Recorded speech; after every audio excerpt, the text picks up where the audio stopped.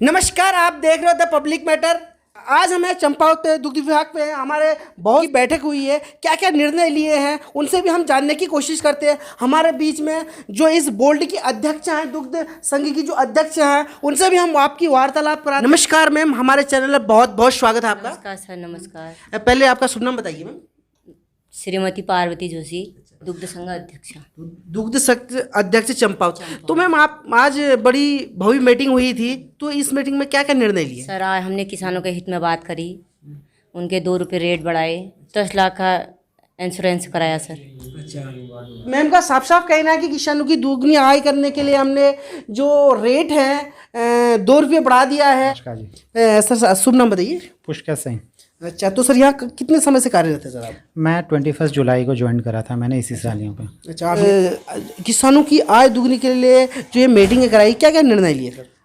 Sir प्रथम तो हमारे आज हमारी बोर्ड की बैठक थी। समस्त बोर्ड के सदस्य, हमारे सम्मानित सदस्य आए थे और हमने सर्वसम्मति से ये फैसला लिया कि 2 रुपये प्रति लीटर जो हमारी दुग्ध खरीद दर है उसको हम बढ़ाएंगे। और उसके अलावा हमने अपनी आय व्यय के विषय में भी बताया कि हम लगातार जो है 8 से 10 लाख के प्रति माह में जो है हम प्रॉफिट पे चल रहे हैं। तथा दूसरा हमने ये निर्णय लिया कि प्रॉफिट पे कितना चल रहे हो? कम से कम प्रति माह हम 8 से 10 लाख के प्रॉफिट पे हमारी संस्था चल रही है। अच्छा।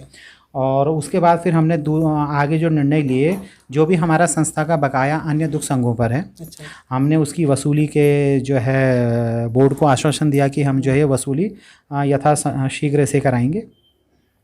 और उसके अतिरिक्त हम जो है एक प्रोजेक्ट पे वर्क कर रहे हैं, जिसमें हम क्या करेंगे कि हम गाय और भैंसों का दूध अलग कर अच्छा, पर भी हम इस प्रोजेक्ट पे वर्क करेंगे, जिससे कि हम जो है डायरेक्टली मदर डेयरी को दूध सप्लाई कर सकें, क्योंकि वहाँ पे काउ मिल्क की बहुत ज़्यादा डिमांड है।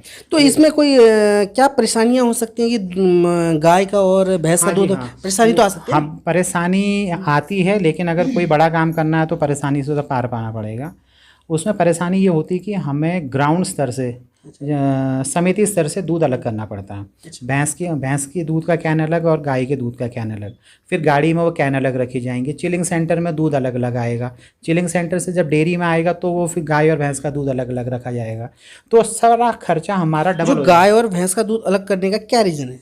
ये रीज़न ये है कि काउ मिल्क की डिमांड ज़्यादा है। अच्छा, और वो डिमांड भी अच्छी है और हम उसकी पूर्ति कर सकते हैं, क्योंकि हमारे यहाँ पे भैंस का दूध बहुत कम है और हमारे लिए बहुत ज़्यादा चुनौतीपूर्ण नहीं है।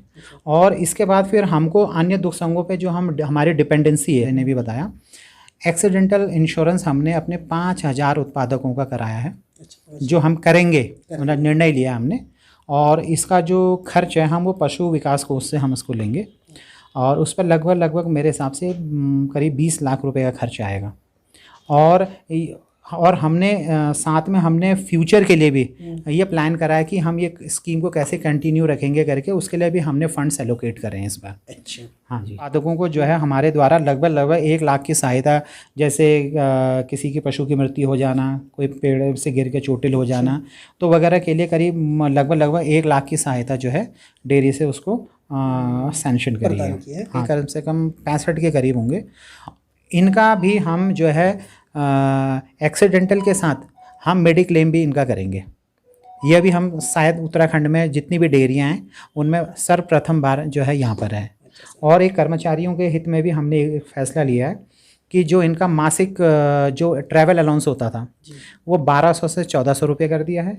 और जो डीए का प्रतिशत था इनका, डीएलएस अलाउंस जो होता है, और ये 164 से जो है 203% हमने इसको जो है सैंक्शन कर दिया बोर्ड द्वारा।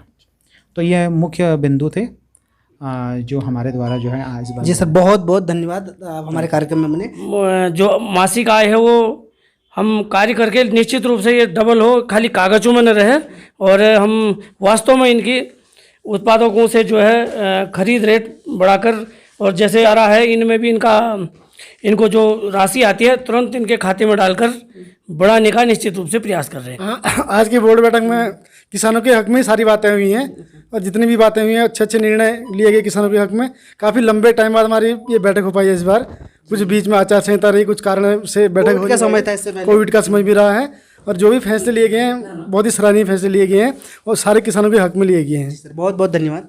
हाँ सर, परिचय दीजिए सर। मैं अमर सिंह कोटियाल पूर्व अध्यक्ष हूँ इसका, और अभी वर्तमान में मेंबर भी हूँ।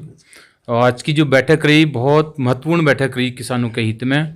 हमारे दुग्ध संघ चंपावत का जो मेन फोकस था, कम से कम 20,000 लीटर पर मंथ उत्पादन का जो लक्ष्य रखा हमने, और उस लक्ष्य की ओर हम बढ़ भी रहे हैं। आज की डेट में हम 16,000 लीटर पर डे कलेक्ट कर रहे हैं।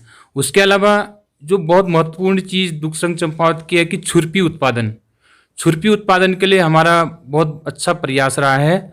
और इसके अलावा भी जो एक महत्वपूर्ण हमारा डिसीजन हुआ कि हम चंपावत के दूध को जैविक दूध के रूप में दिल्ली, बम्बई या इंटरनेशनल मार्केट में इसको पेश करना चाह रहे हैं। तो जो काव मिल्क है, जिसकी बहुत ज़्यादा डिमांड आज मार्केट में है, उसकी ओर अग्रसर हैं। और निश्चित रूप से मुझे लगता है हम 1-आध महीने के अंदर अंदर इस प्रोजेक्ट को लॉन्च करेंगे। छुरपी उत्पादन का हो गया और जैविक दूध के लिए। Thank you. तो हमारी माताएं भी बैठी हुई हैं, ये भी अपने कुछ विचार रखना चाहेंगी, तो क्या कहना चाहते हो? ये मेंबर अच्छा, कोई मेंबरों के परेशानी इतना थी नहीं हैं? के परेशानी ना परेशानी। कोई ना। और अब तो अध्यक्ष जी और शाखा प्रबंधक जी 2 रुपया दूध बढ़ा, बहुत खुशी है। बहुत खुशी। बहुत और खुशी। बीमा का रिहा, हाँ। और स्टाफ में बहुत सारी सुविधा दिया छिन। हमारे किसान को बहुत सुविधा दे रहा। ठीक है, बहुत बहुत धन्यवाद। नेहा के साथ मैं जीवन बेस, चंपावत। उत्तराखंड की हर छोटी बड़ी खबर पर नजर डालने के लिए फेसबुक पेज पर द पब्लिक मैटर को फॉलो करें और यूट्यूब पर चैनल को सब्सक्राइब, लाइक और शेयर जरूर करें। इसी तरह देखते रहिए द पब्लिक मैटर। नमस्कार।